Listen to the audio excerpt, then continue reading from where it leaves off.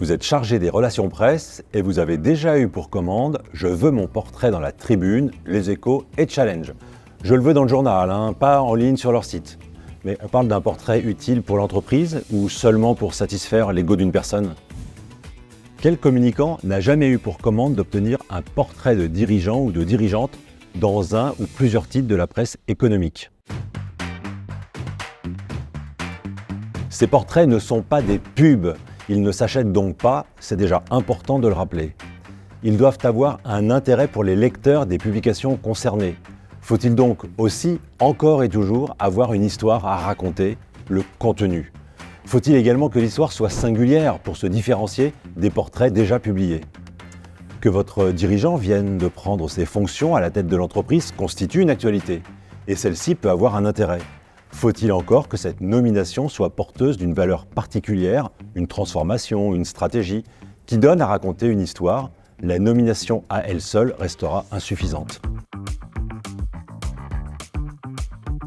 Le parcours du dirigeant est-il original? Son âge est-il inhabituel pour la fonction? La stratégie de l'entreprise va-t-elle être bouleversée? Autant de questions qu'il faut se poser avant d'approcher une rédaction pour lui suggérer de s'intéresser à votre dirigeant. J'ai bien dit une rédaction et pas toutes.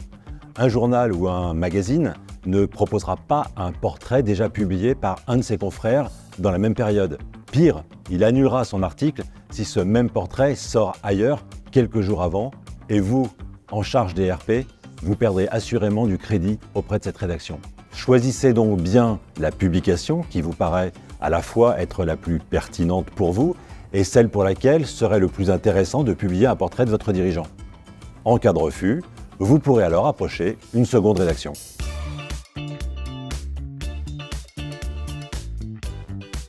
Quant à savoir si le portrait doit paraître dans la version print ou la version numérique d'une publication, c'est à la rédaction d'en décider, pas à votre patron.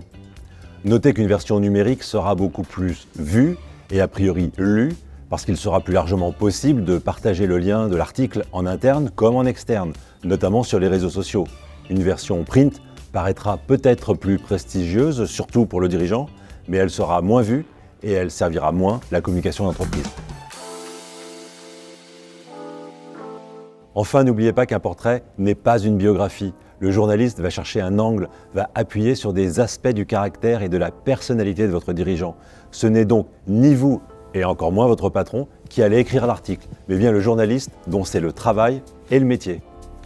Quant aux pages état-major très appréciées des dirigeants, tous les principes que je viens de partager s'appliquent de la même façon. Tous.